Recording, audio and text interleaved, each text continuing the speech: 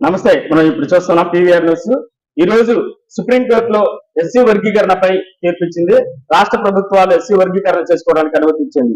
ఈ నేపథ్యంలో మార్చి నియోజకవర్గం ఎస్సీ మోర్చా ఇన్ఛార్జి విజయ్ కుమార్ మన దగ్గర ఉన్నారు. ఆయన అడిగి ఎస్సీ వర్గీకరణ గురించి మనం మరికొన్ని విషయాలు తెలుసుకుందాం. సార్ నమస్తే. సార్ నమస్తే. ఈ రోజు సుప్రీంకోర్టులో ఇచ్చారు కదా ఎస్సీ వర్గీకరణ రాష్ట్ర ప్రభుత్వాలు తీసుకొని, దాంట్లో మీరు ఎలా స్పందిస్తారు బీజేపీ తరఫున? ఈ రోజు సుప్రీంకోర్టులో ఎస్సీ వర్గీకరణ వచ్చిన తీర్పు ఎస్సీలని ఏబిసిలుగా విభజించాలి అనే ఒక తీర్పు వచ్చింది.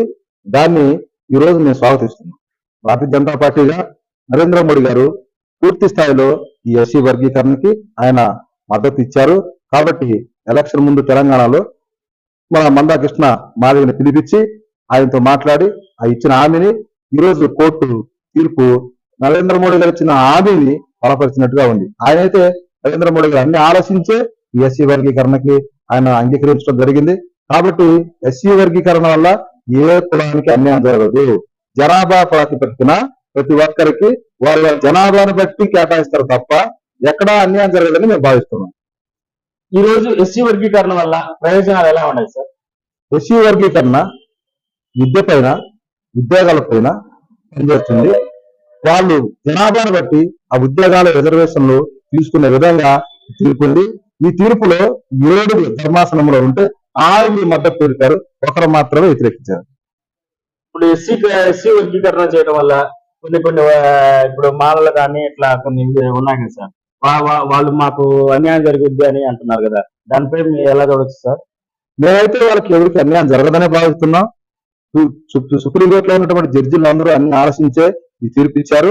ఎస్సీలకి ఉన్నటువంటి జనాభాను బట్టి వీళ్ళలో మాలలు మాదిగలుగా ఎవరు ఎంతమంది ఉన్నారో దాన్ని బట్టి దగ్గర జరుగుతుంది. కానీ అన్యాయం జరిగించాలని కోర్టు అంగీకరించినది.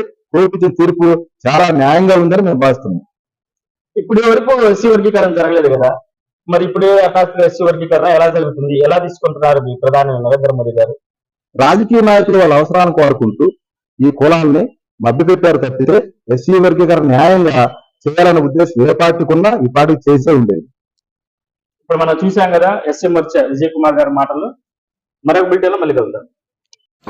ప్రతి అక్షరం ప్రజల పక్షంగా నిరంతరం పోరాడుతున్న పీవీఆర్ న్యూస్ తెలుగు 4వ వార్షికోత్సవం సందర్భంగా శుభాకాంక్షలు తెలియజేస్తున్న సల్మాన్ రాజ్ మాచర్ల సర్వేయర్.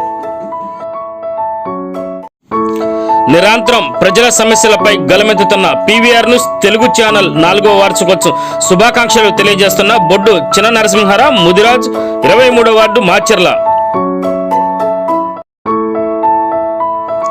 పల్నాడు ప్రజల సమస్యలపై నిరంతరం పోరాడుతూ ప్రజల మన్ననలు పొందుతున్న పీవీఆర్ న్యూస్ తెలుగు 4వ వార్షికోత్సవం శుభాకాంక్షలు తెలియజేస్తున్న మాచర్ల చక్రధర డిగ్రీ కళాశాల ప్రిన్సిపల్ కుర్రి సాయి మార్కొండారెడ్డి.